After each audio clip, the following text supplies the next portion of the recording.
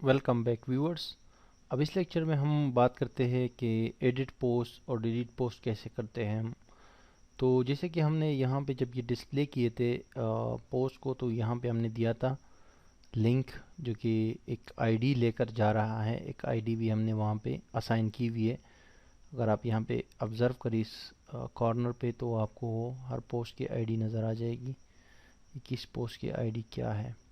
तो उसी को टारगेट करते हुए हम उसको टारगेट कर सकते हैं। तो बेसिकली हमें ये कोड कॉपी करना है जो एड पोस्ट का है, और एक न्यू फाइल हमने क्रिएट करनी है और इस फाइल को सेव करना है edit_post.php के नाम से। और इसमें सिंपली सबसे टॉप पे जो हमारे पास ये डेटा आ रहा है, ये नीचे तो हम रहने देंगे ऐसे ही, लेकिन सबसे टॉप पे हम क्या करेंगे कि हम एक क्यूरी सेलेक्ट करेंगे। ठीक है, सेलेक्टिंग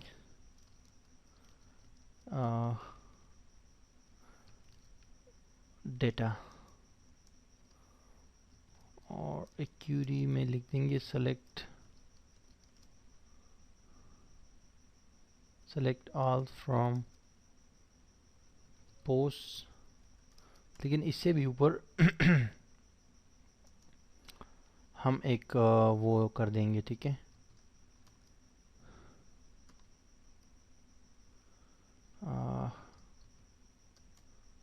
एक आईडी ले लेंगे, पोस्ट आईडी, इसको हम नाम दे सकते हैं इज इक्वल टू गेट, क्योंकि ऊपर हमारे पास इस पेज पे आईडी होगी। ठीक है, जो कि आईडी के नाम से ही होगी मेरे ख्याल से। मैं चेक करता हूँ कि हमने क्या नाम दिया है वेरिएबल को। आईडी ही दिया है हमने। ये यूआरएल वेरिएबल है जिससे हम वैल्यू हासिल कर सकते हैं। ठीक है, तो यहाँ पे जब हम क्यूरी लिखेंगे तो इधर हम लिखेंगे कि where ID is equal to ID. ये जो आईडी आ रही है, सॉरी, ये पोस्ट आईडी है, पोस्ट अंडरस्कोर आईडी। ठीक है, तो ये पोस्ट आईडी हो जाएगी। और नेक्स्ट लाइन में हम लिखेंगे कि पोस्ट, बल्कि सिंगल लिख देते हैं, single is equal to dB.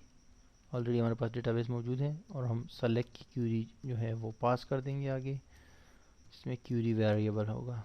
तो दैट्स इट। अब क्या करेंगे हम, हाँ, एक मिनट। बिल्कुल, ये पोस्ट ठीक है। अच्छा, एक और इसको हम सिंपली पोस्ट कर देते हैं। ठीक है, और नीचे एक और वेरिएबल सिंगल के नाम से क्रिएट कर देते हैं और उसको वो कर देते हैं कि भाई पोस्ट और फिर एरो फेच एरे, ताकि डेटा हमारे पास इसमें आके सेव हो जाए सिंगल में। ठीक है, तो ये अब नीचे हम डिस्प्ले कर सकते हैं ये डेटा। कहाँ पे, ये जो हमारे पास फॉर्म है। ठीक है, तो जो ब्लॉग पोस्ट है, पोस्ट टाइटल है सॉरी, इसमें हम सिंपली वैल्यू का एट्रीब्यूट कर देंगे और इसमें हम वो डेटा जो है डिस्प्ले कर सकते हैं पीएचपी की मदद से। सिंगल लिखेंगे और सिंगल के अंदर टाइटल और पीएचपी क्लोज कर देंगे। ठीक है, तो ये अब चेक करते हैं कि ये हमारे पास आ रहा है या नहीं।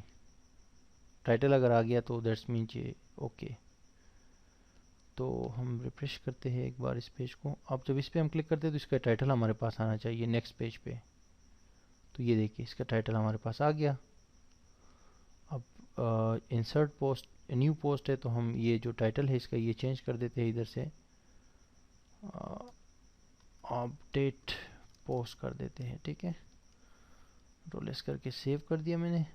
अब चूंकि वो ऊपर एक आईडी है ना, तो उसका ये टाइटल यहाँ पर हमारे पास आ गया। और अब इसी को हम कॉपी करते हैं पूरे वैल्यू तक सबको, दूसरे वाले में। अच्छा, ये टेक्स्ट एरिया जो है इसमें इधर ही डाल देंगे, बीच में टेक्स्ट एरिया टैग का जो एम्प्टी एरिया है इसमें डाल देंगे। और इसमें वैल्यू देने की ज़रूरत नहीं है क्योंकि ये,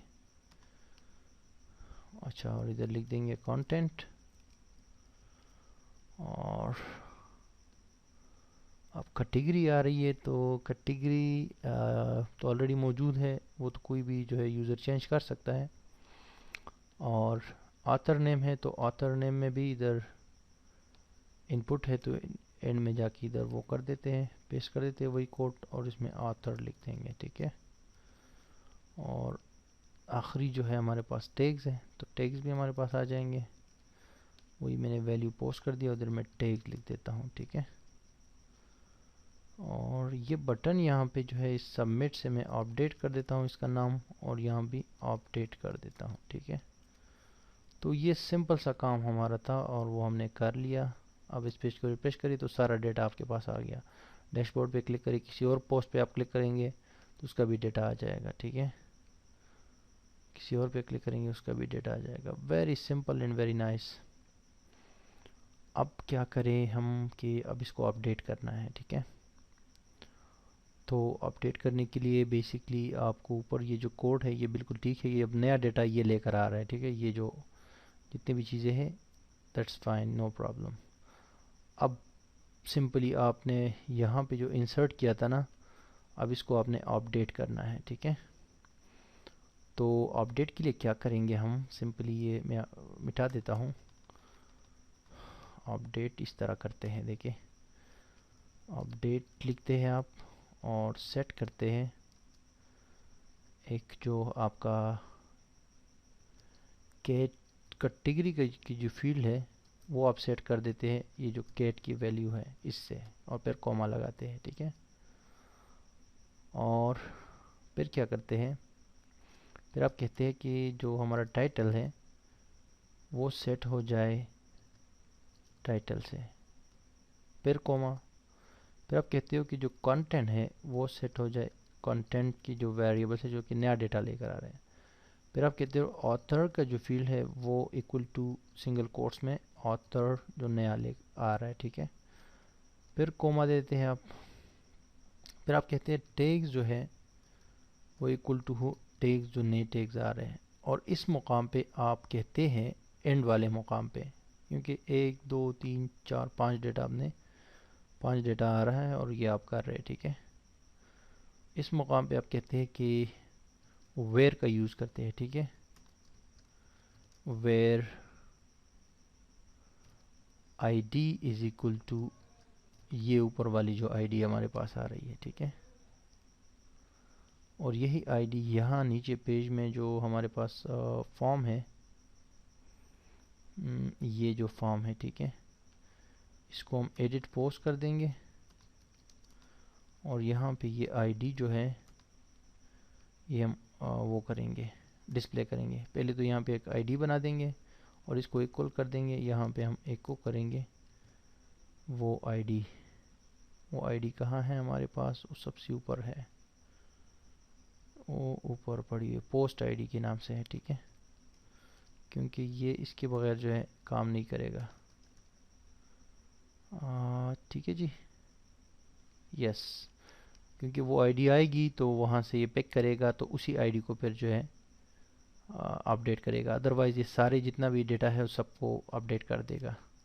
और यहाँ पे क्यूरी में थोड़ा सा हमने चेंज करना है,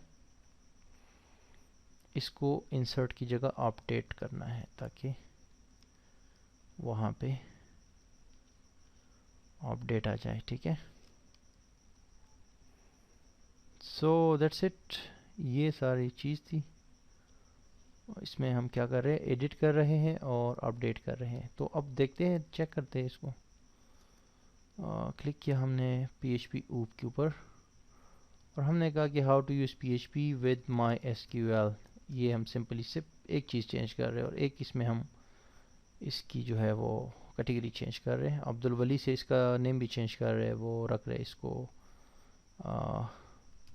नवाब शाह कर देते हैं, ठीक है। अपडेट है, अपडेट पे क्लिक किया, कुछ नहीं हुआ। देखते हैं यहाँ पे कुछ नहीं हुआ, तो इसका मतलब है कि हमारे कोड में इशू है। इशू क्या है वो अब चेक ना करना पड़ेगा। आईडी आई है, ठीक है, आईडी तो है हमारे पास। Get ID, select all from post where ID is equal to ID, okay. ये वो अपडेट तो सही है। अच्छा, यहाँ पे गलती है कि हमने ये लिखा हुआ है एफ सेट, ये तो हमारे इंसर्ट के लिए था ना, यहाँ पे हमने अपडेट देना है, तो ये गलती थी। इसको ठीक करना है। अब दोबारा जाते हैं, लिखते हैं कि how to use PHP with MySQL।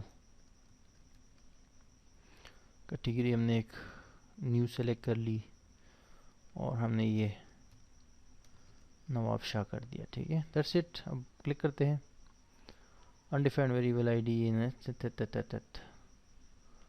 अच्छा, कह रहे कि line number did not update, message भी आ गया। और कह रहे कि लाइन नंबर 33 पे जो है हमारे पास अनडिफाइंड है आईडी। लेट्स सी, ये हमारे पास आईडी, अच्छा ये आईडी नहीं, ये पोस्ट आईडी है बेसिकली, सॉरी, पोस्ट आईडी का वेरिएबल है ऊपर हमारे पास। ठीक है, तो ये गलती हो जाती है, कोई मसला नहीं है। अब दोबारा से मैं कहता हूँ PHP विद MySQL।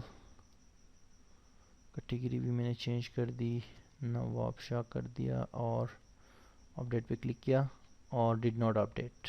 अच्छा जी, did not update, good, update नहीं हुआ। DB अपडेट, यहाँ पे हमारी क्यूरी अपडेट के नाम से ही है जी, बिल्कुल है। पोस्ट अपडेटेड और डिड नॉट अपडेट, किधर गया, ये रहा। ठीक है, तो देखते हैं क्या मसला है। एडिट पोस्ट, ये तो ठीक है, मेथड भी पोस्ट है और एवरीथिंग, बटन भी अपडेट है।